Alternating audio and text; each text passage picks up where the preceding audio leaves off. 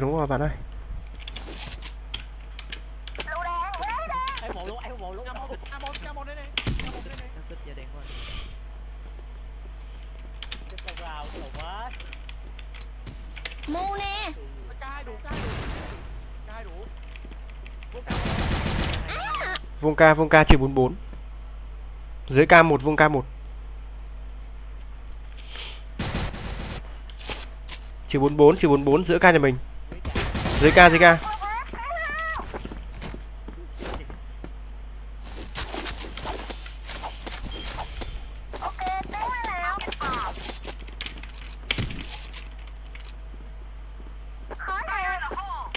Ấy à.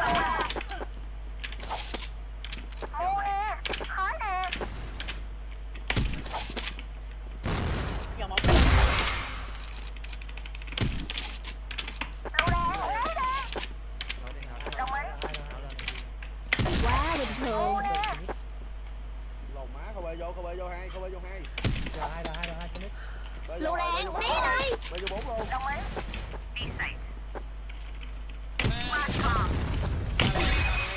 Một cỡ. hai đẹp ơi. Quá bình thường. Mu nè. Biết sao chấm một. Sao chết rồi. Khói nè. Bếp nó ở rào nha.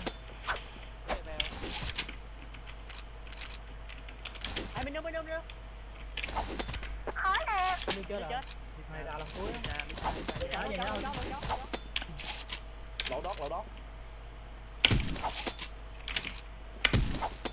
Vẫn lỗ. Lỗ chó. Trời, má nó tin.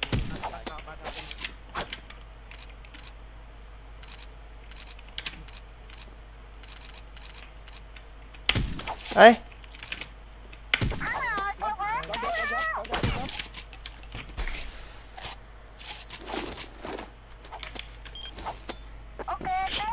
Hôm nay sao ngứa mũi thế nhỉ? Vừa bắn vừa phải gãi mũi ạ.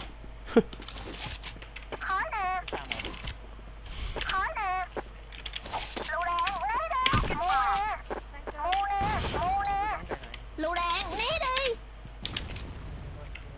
Khói nè.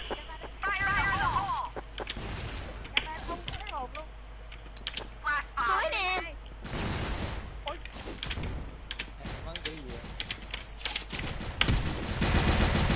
Má này cặp bị còn 2 nè. K. Không bê vô. Vô đó. Mid gần 1 máu. Có C4. Mid gần. Nghe. Chạy mid nước à? Trừ 92. Qua đó là cái 4 rồi đó. Đánh B. Thấy luôn rồi. Thằng ấy 1 máu ấy.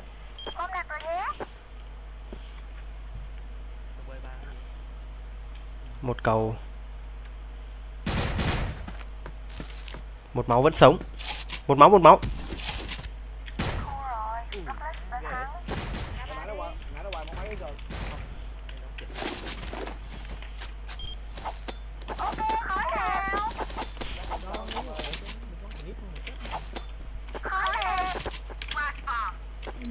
Khói nè. Vào 3. Khói nè. Mu nè. Lan lên. Mu nè. Ném nhầm rồi. Lựu đạn né đi.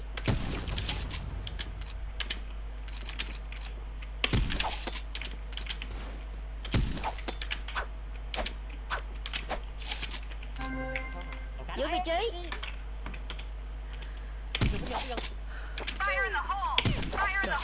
Ra cùng một nữa, để lấy không kịp nữa. Cẩn thận. Sau lưng. Trong ra, rồi trái kêu. Ai già, bắn vô cái cột mà. Bê vô. Bên mấy tới đâu rồi? Bê ra nước rồi. Vô cái lại. Đúng rồi, phải xíu rồi đó, đúng rồi.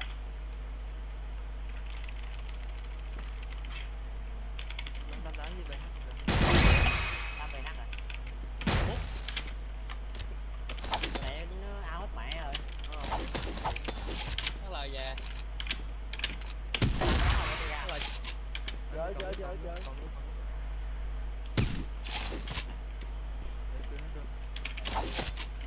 râm quá. Giữ vững đội hình. Tiến lên. Nhận mọi lôi kèo. Máy. Ra đi. Ê, Mấy.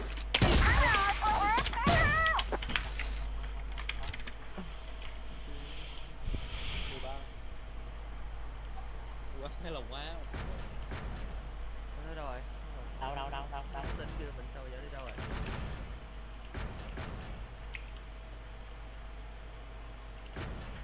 Nó đứng ở đây nè. Đứng đâu? 18 có con thành này, happy nè. Vào kích hết. Mất em luôn. 15.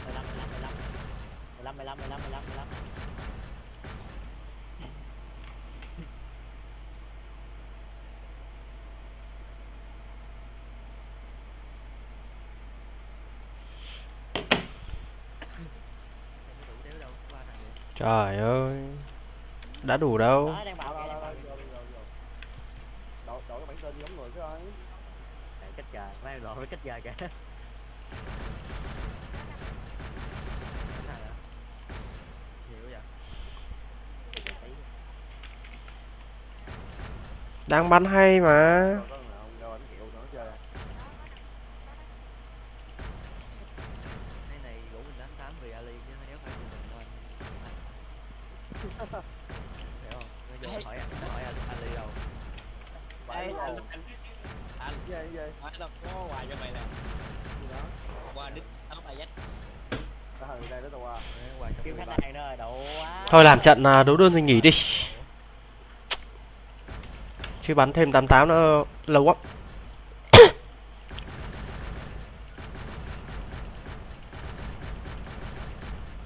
đi hết luôn. À, qua đây bắn à.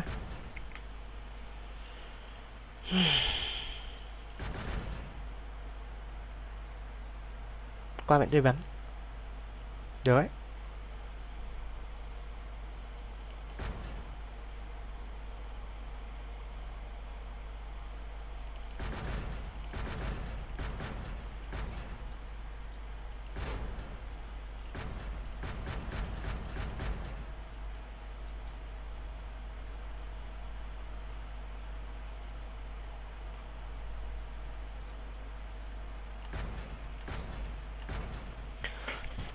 Làm trận nữa rồi nghỉ nhá.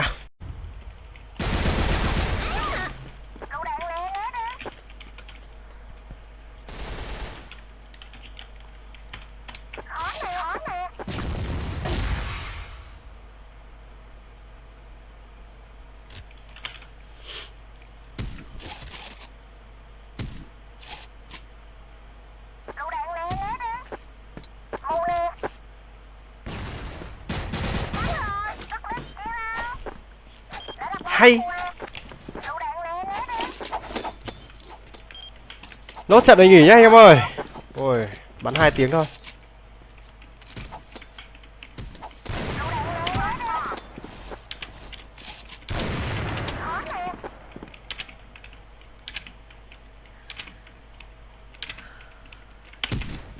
Ồ.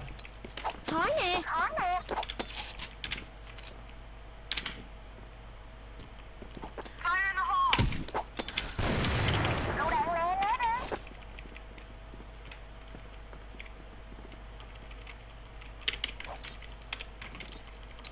Lựu đạn nè, né đi. Ngu nè.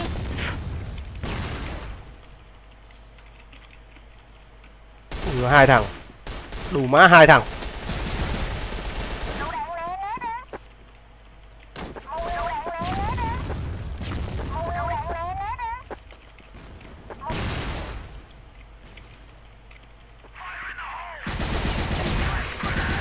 Quá bình thường. Anh khôn lắm.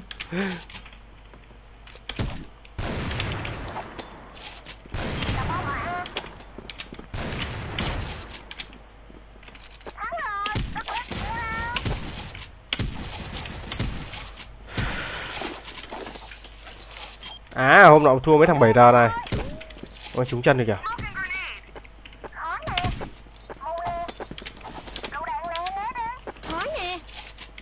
nè. Đủ 1C.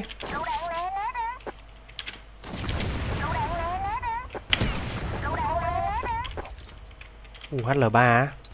Lựu đạn nè, né đi.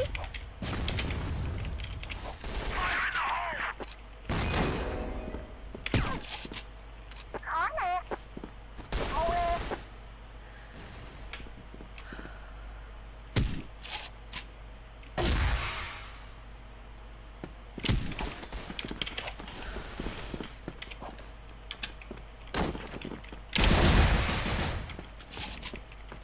Thầy hồi sinh nó, hồi sinh nó. Mày 98 cơ. 98 99. Trời ơi, hai thằng mồm vãi nồi.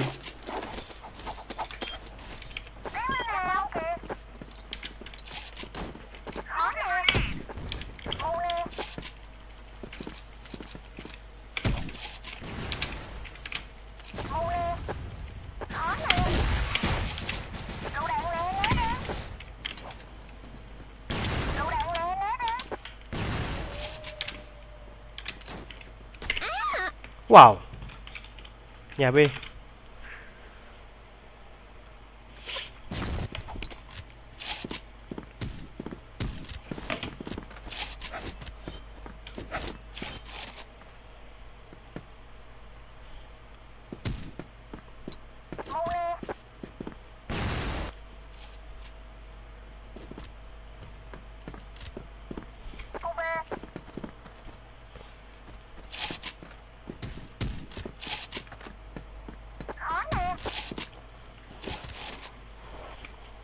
Bên kia hôm nay lại hơi yếu rồi. Hơi yếu. Không cân rồi. Team mình bắn căng quá. Cửa B vào. Cửa B với lỗ. Ui, nhìn không ăn thua rồi.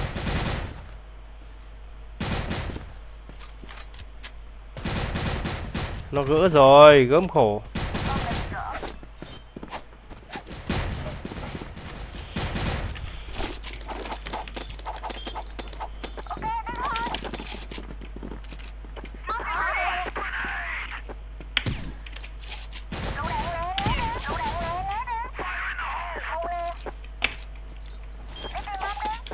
Cái ông xử lý chán quá.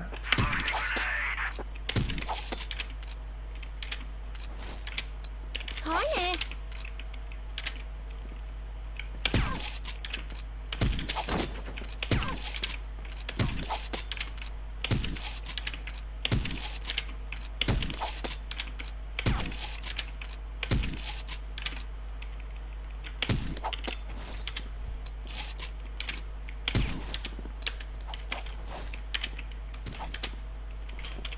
nè. Lựu đạn nè, né đi. Mù nè.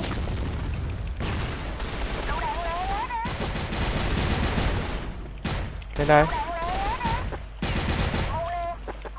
Bắn đi bạn. Rồi mình gần không bắn à? Có bom ném lên. 7 đâm mồm.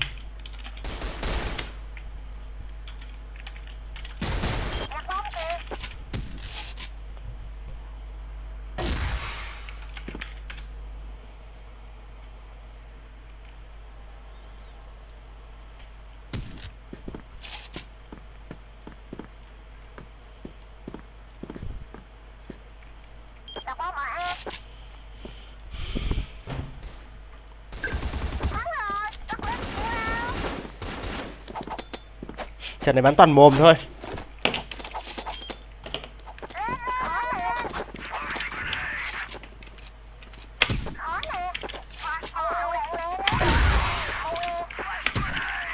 Không lên được ca nữa đâu. Thôi chịu đánh B thôi. Ca canh 2 liền. Nó biết mình, nó biết team mình hay đi ca. Đi ca đông. Lựu đạn nè, né đi.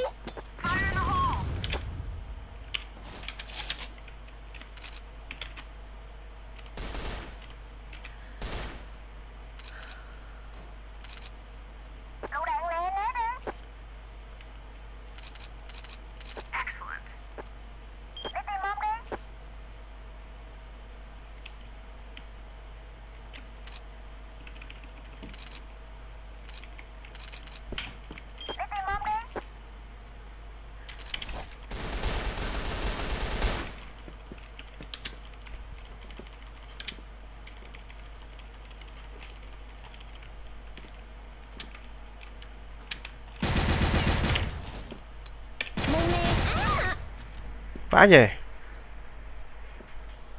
Hồi sinh. Nhảy lên bắn luôn.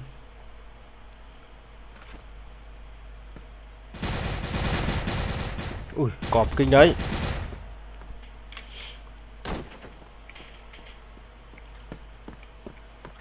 Hai rào đủ. Này chỉ có rào thôi. Anh em tin không? Trong rào một này.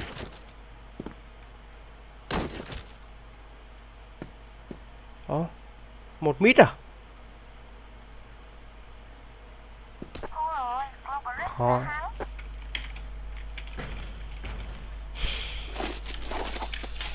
Có hàng nè.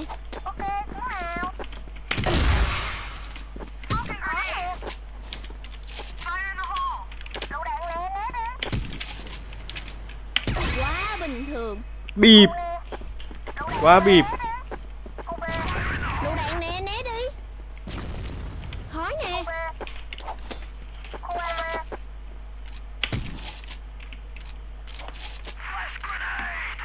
Chơi chúng nó.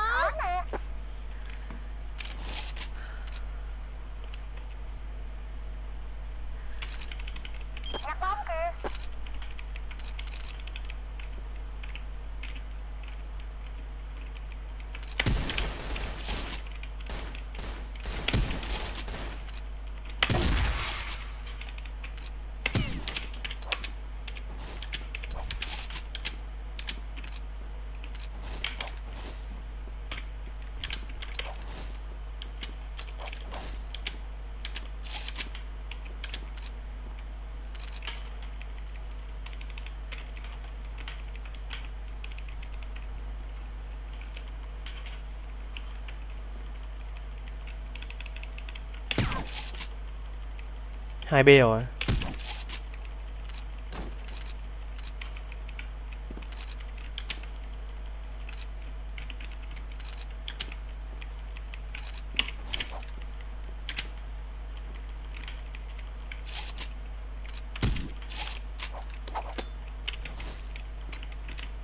Mù nè.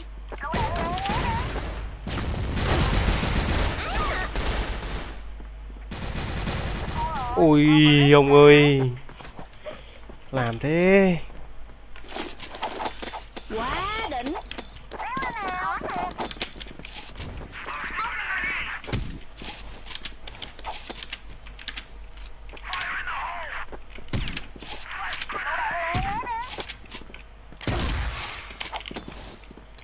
Khói nè.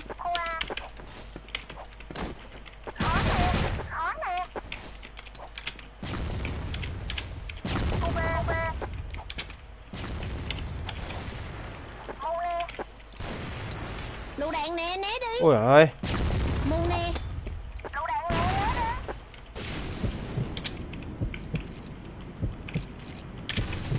Ui. Vãi lìn. A2. Mẹ thua rồi. Thua rồi, thua rồi. Thua ngược rồi. Ngọc Tranh đi tu mà vẫn đặt C4 à? Đúng rồi.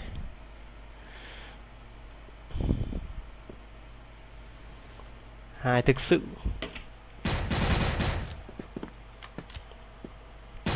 Chưa đã đi đâu, đây là đang là tạm giam hay sao chứ? Hôm qua đọc báo nghe bảo là tạm giam, tạm dùng gì mà. Ai à?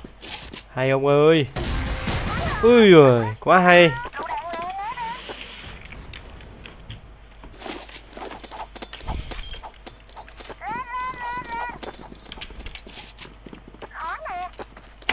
Ôi thôi, thấy cái đầu nữa rồi.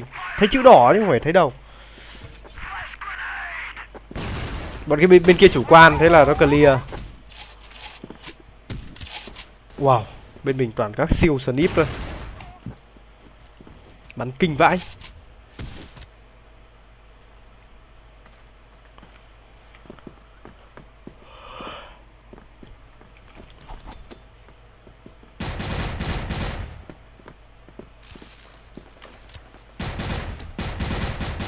Ok.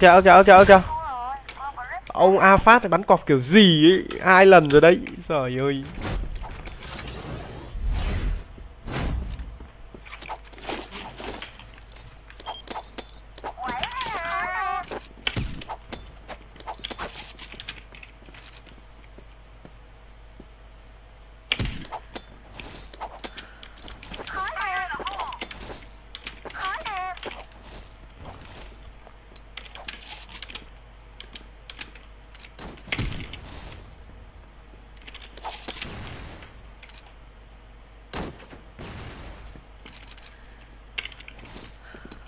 Mù nè.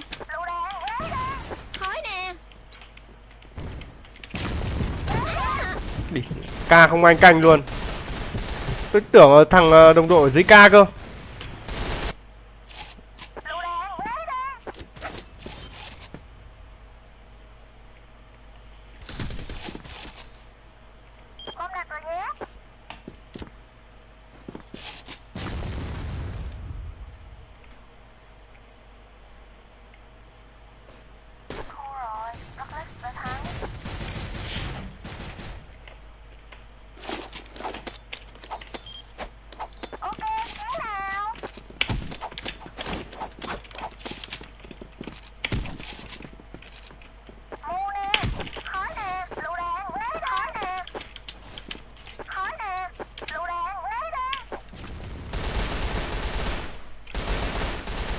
Lựu đạn.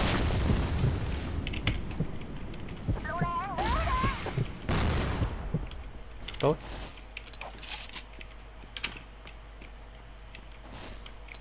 Khói nè. Hay quá nhở. Mù nè.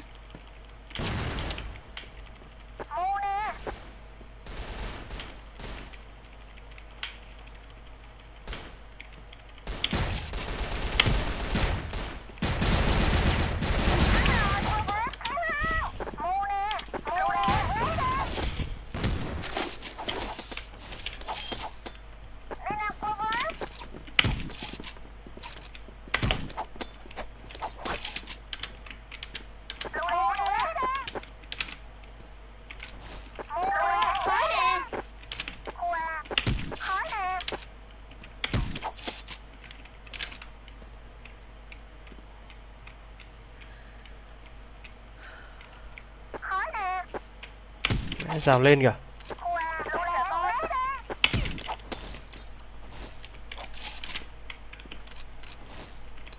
Mù nè. Lựu đạn, né đi.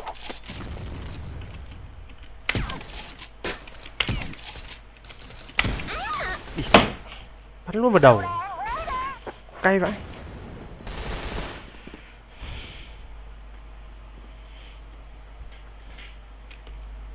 Chuột mình sắp hỏng rồi, bắn gì cái cảm giác nó kiểu gì.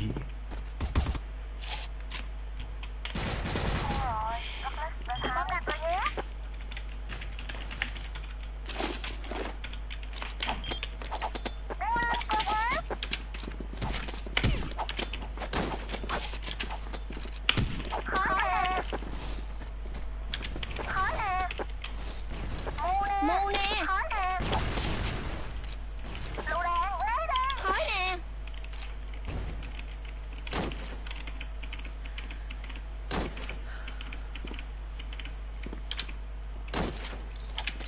Lựu đạn, né đi.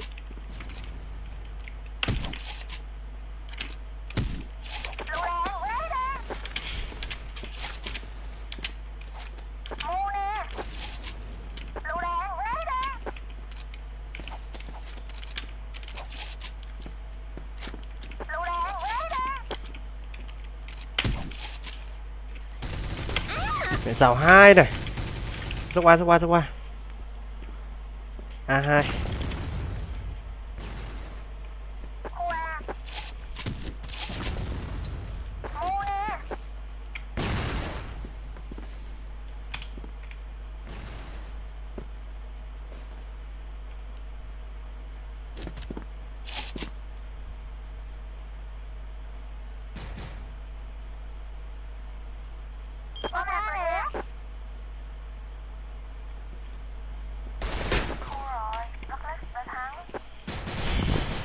Bắn cả 36 ghê quá.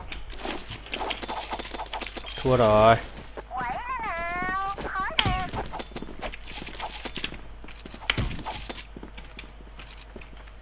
Khói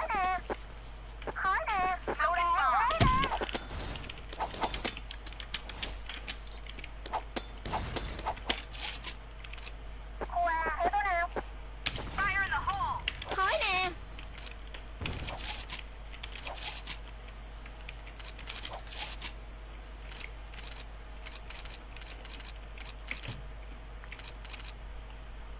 Căng vậy.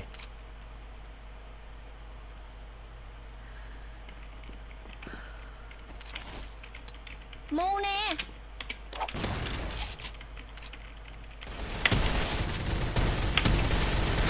Ý, cứ bỏ thì nó lại lên. Mẹ cây ở cầu bung mãi không lên. Bực vãi. À lên.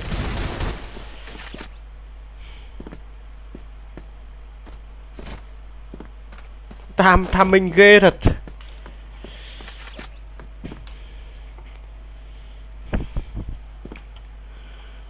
Từ nãy không giết được mạng nào luôn. 13 mạng cứ ở im.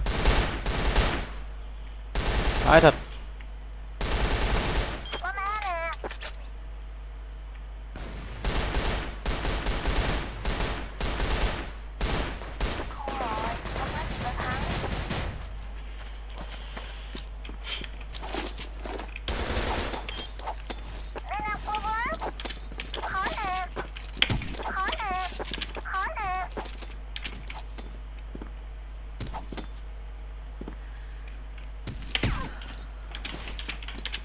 Khói nè.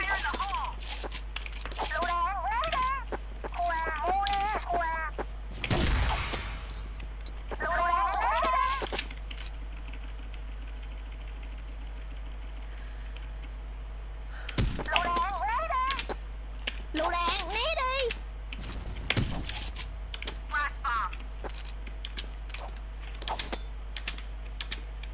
Bê đồng.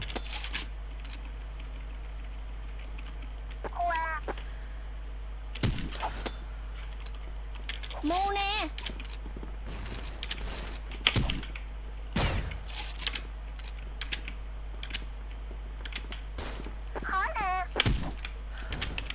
Mới gần nhỉ.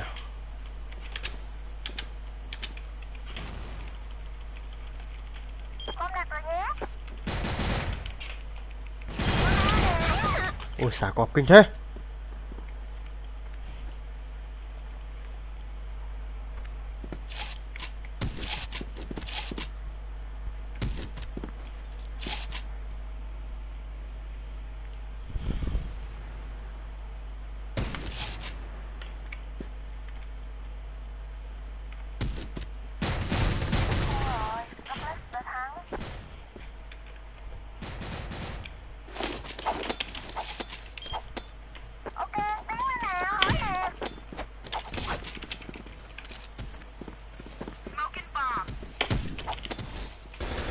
Khói nè.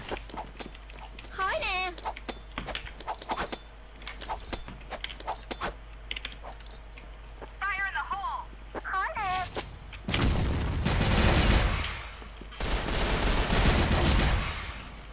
Lựu đạn né đi.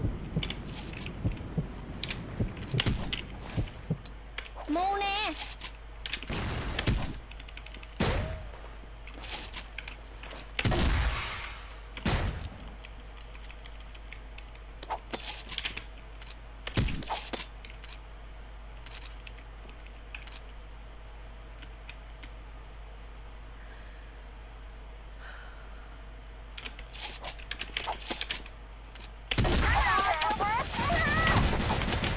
Như 78.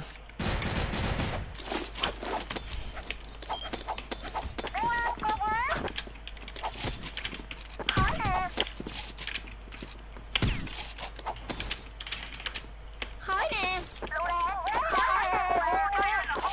Đánh A đấy.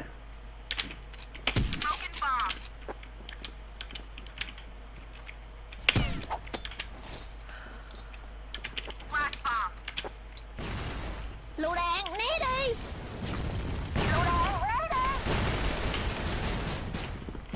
Khói nè. Võ mồm. Quá bình thường. Không được. Đủ má.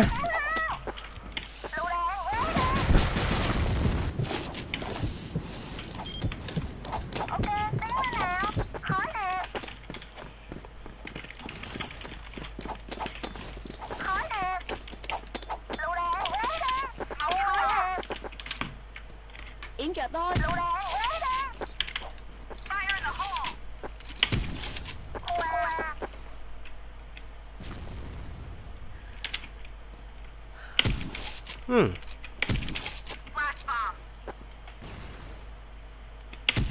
Ca lên 2. Khoa. Mu nè.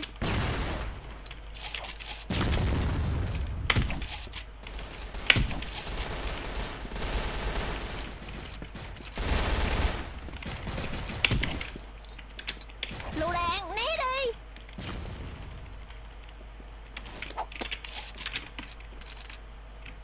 Con đặt rồi nhé. Ba ma nè. Khó. Khó quá.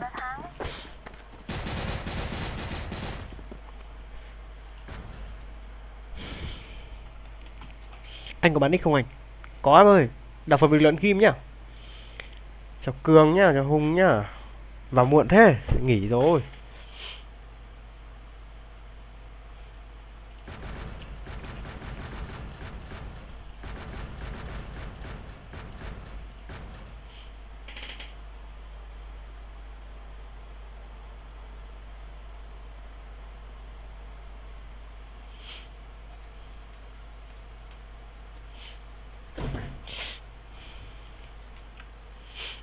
Thôi nghỉ anh em ơi, trưa mai chơi sau nhá.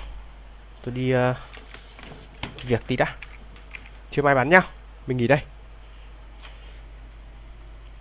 Có muốn nick thì đọc phần bình luận Kim nhá. Mua bán ạc 365.com á. Qua đây tham khảo thử xem. Cái nào thì lấy. Thôi trưa mai gặp lại, trưa mai nhá.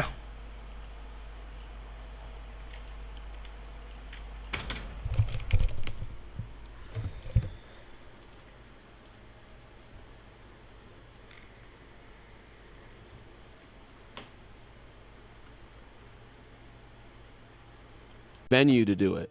Right. Yeah, in other Okay. words, he's harassing you technically under the guise of a news story, where you'd just be harassing him to be a revengeful dick. Well, I wouldn't do that because Right. I'm not a revengeful dick. But that's what the caller's saying, right, caller? Yeah, that's correct. And you brought up a very good point about it. When the one time Howard was trying to get something out of him, he wouldn't come into the studio. That's just cowardly. He could dish it out, but he couldn't take it. And that always drove me nuts. I agree with you, caller. All right. Thank you. Thanks, Dave. Shuli, can you shed some light on this? Did you think Langford was untouchable, as this caller is saying? I don't think he was untouchable. I don't think he was happy in the process of maybe him being touched, if you will.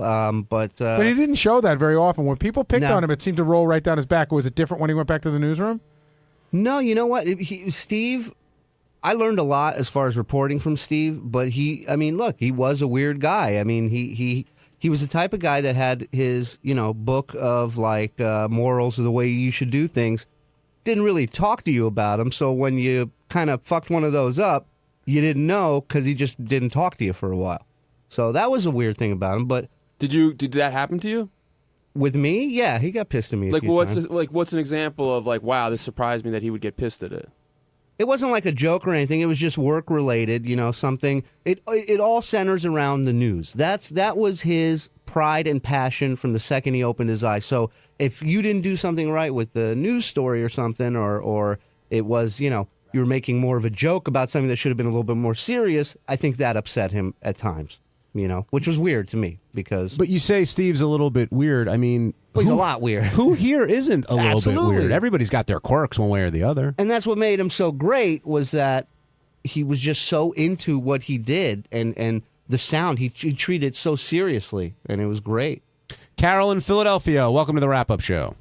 Yeah, hi. I'm going to miss him because on Howard TV, he used to punctuate every other word with waving his hands around like a maniac. Yes. I love that in a man. Yes. You should have seen him in the green room before he'd go Those in Hitler Yeah, his speeches headlines. must really get you off. Shuli, were you aware that Langford was upset at waiting in the green room before going in? That's something that No. was brought up and refuted, I guess, by Gary. That I never heard. I know he was bothered by, some stories he would have liked to pursue, Right. and people were telling him to back off. That he was upset with. But again, it centers around news. To him, there is no off limits when it comes to news, unless it has to do with him, I guess. Let's go to... Oh, I don't have a name there, so we'll go to Martin in Washington. Martin, you're on the Wrap-Up Show. Yeah, I think I'm sorry. I'm switching back to Steve Langford real quick. I think that the tone and the tenor changed in Steve's reporting when the whole George Takei thing happened, when he was called on the carpet for getting his daughter that interview with him. Oh yeah. That was yeah. And he was very upset by that. He didn't say anything like Shuley said. He was just sort of morose, but he was kind of pissed about that. Yeah, but we all get pissed, dude. You get pissed once. Does everybody work at a job where they never get pissed? Yeah, but he was humiliated in front of his daughter. No, he wasn't. He already got the interview. And everybody here's got a button. Just a matter of time before somebody pushes it. On Wednesday's wrap-up show, we talked about Denise Richards and how hot she is, and if she'd fuck any one of us, if she'd fuck Howard, and then that sort of got into if Howard's going to have a baby or not. So, here you go.